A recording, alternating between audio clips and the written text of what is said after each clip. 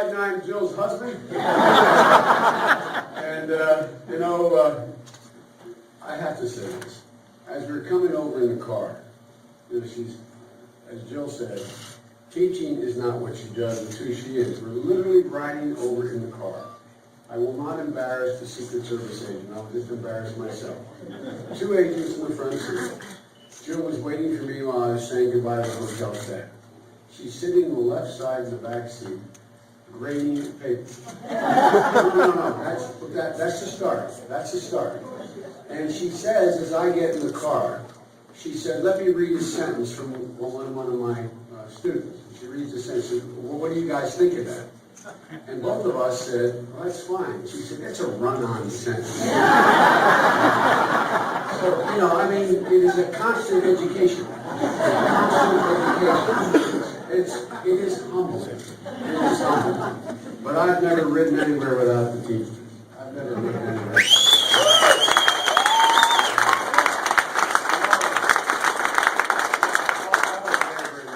Flavors where I come from. Guys, and we have been in a position of late where somehow the last 6, 7, 8, 10 years that somehow we're supposed to somehow apologize for labor. All this talk about the middle class. There is a middle class because of the word union.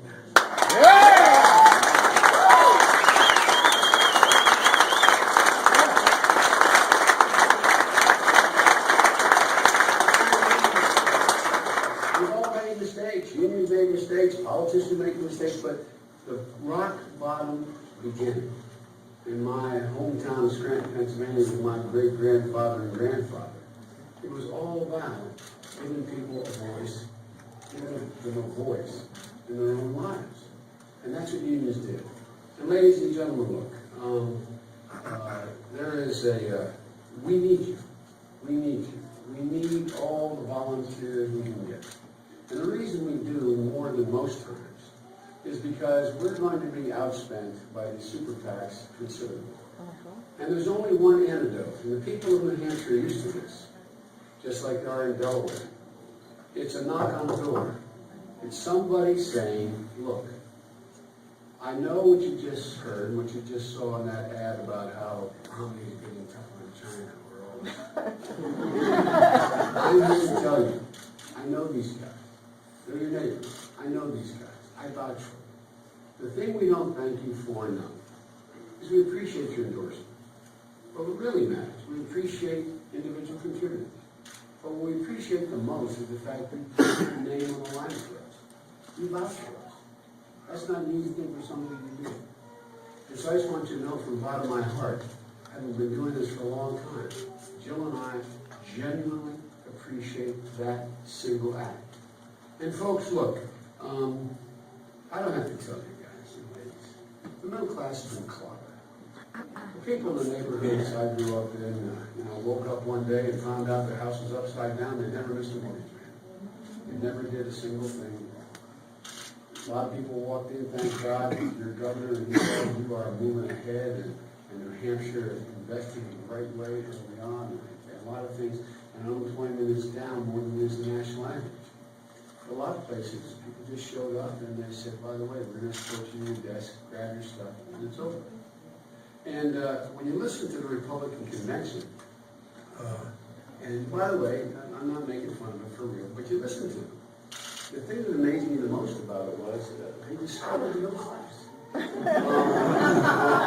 Seriously, they talked about the middle class.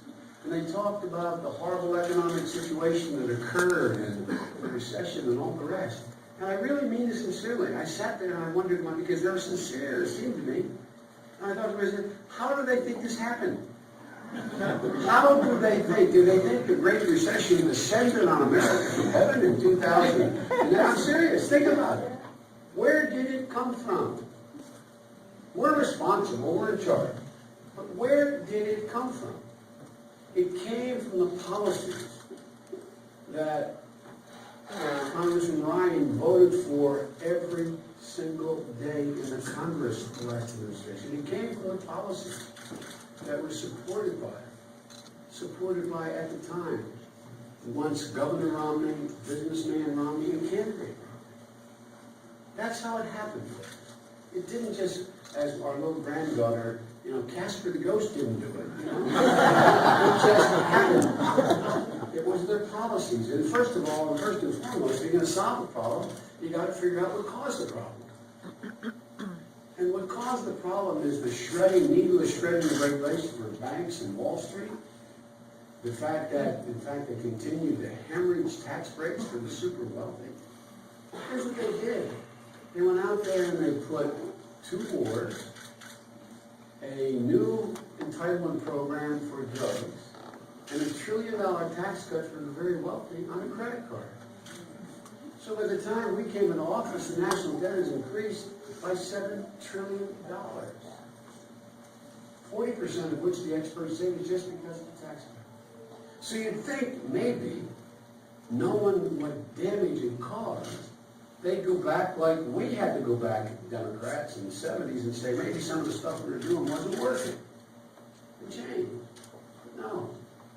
They've nominated 2 fellows, both good men, good family men, good fathers. I mean, this is silly, not a joke. But there's the difference ends.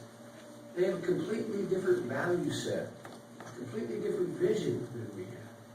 Because what they're doing is literally doubling down. I'm not joking about this. These are just, there used to be a program around a long time ago when we were kids. Walter Brennan was in it. He used to say, ain't brag, man, just fact. Just the facts.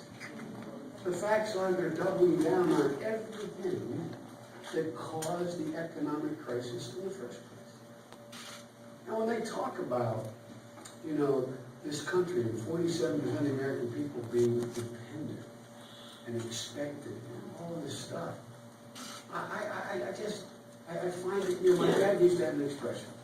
My dad, like a lot of people my dad, when I was a kid, made that long walk up a short flight of stairs to my grandpa's house where we were living at the time in Scranton. He said, honey, sat me in the bed. I remember it. He said, I got to move. It was like, I shot to the end. He said, I'm going to move down to Wilmington, Uncle Frank. There's good jobs down there, honey. When everything works out, I'll come back get you and Mom and Frankie and Valerie, and everything will be okay. It turned out it wasn't. But tell you what, man. From that time on, every one of my siblings remember my dad saying, it just rings in our ear. My dad used to say, Joey, a job's about a lot more than a paycheck. It's about your dignity. It's about your place in the community, your sense of your self-worth. I don't think these guys get that part. I think they care, but I don't think they get that. I don't think they get that. It's how so many of us from the middle class define ourselves. And ladies and gentlemen, the fact is that we're in a position now where the policies they're proposing are just going to take us right back to where we were. We're beginning to make progress. 30 straight months of economic growth. Ladies and gentlemen, we got a long way to go, but we're moving. And they just want to go back. I understand that they said we got different policies from you Democrats and different policies than the ones that got us here. But they don't.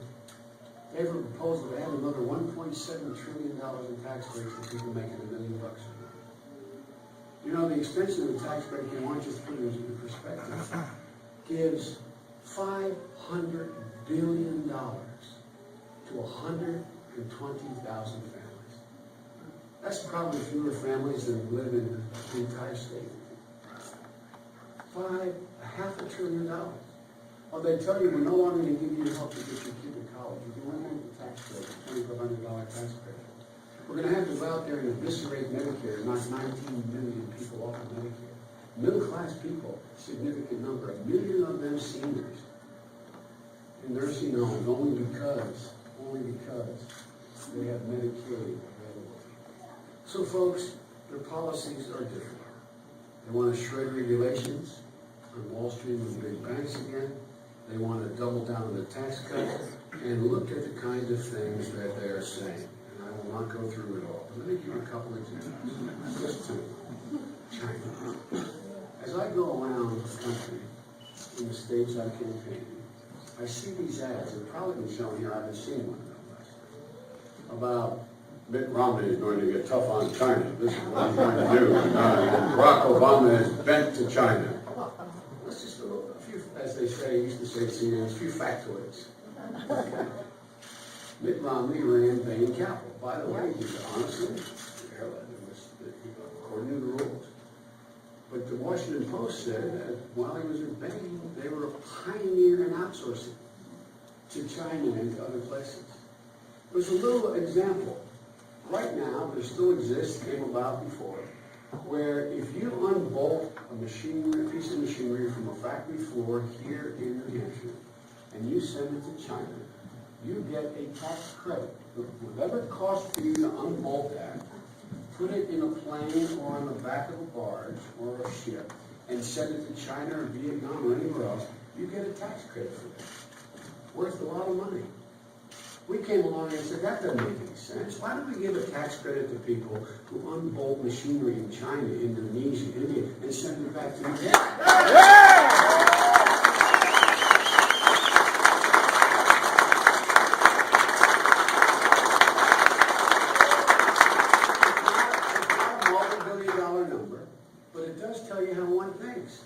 They voted against it. They voted against it in the Congress. You want to know what they think? Sometimes little things tell you how people really think about things. And now Romney's coming along, and they don't want to talk about it.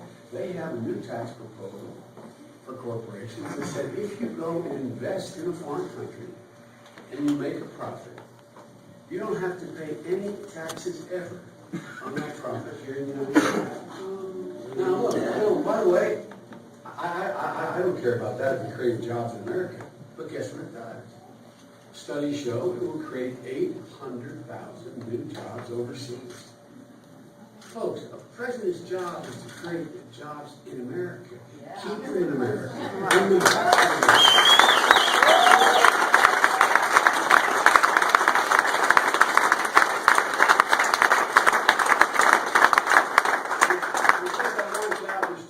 I'm just going to say two more things. One, let's talk about taxes first. How many times have you heard these guys say, Barack Obama and I raised middle-class taxes? Yeah. The absolute truth is we cut your taxes $3,600 since we got the office. Number one. Number two, we want to make permanent the tax cut for the middle class that exists. They voted against making that alone permanent in the United States Congress. And now, their tax proposal, this hemorrhaging of taxes for the very, very low, the Tax Policy Council, a bipartisan group, says if they do what they say they'll do, even if they eliminate all the loopholes they say they're going to eliminate, it will raise taxes for middle-class families with a child or more, one or more children, by $2,000 a year. Ladies and gentlemen, this is not on the level. They're not playing on the level. We have one objective, and I really need it. One objective is to give the middle class a fighting chance at it. Because folks, never have we built this country from the top down. It's always been built from the middle out. When you all are doing well, when everybody driving a truck and everybody has a license to drive a truck and is a teamster, is employed, guess what? You have enough to care for yourself. You go out and buy things, you employ more people. Wealthy people get wealthier, and poor folks have a way out. I'm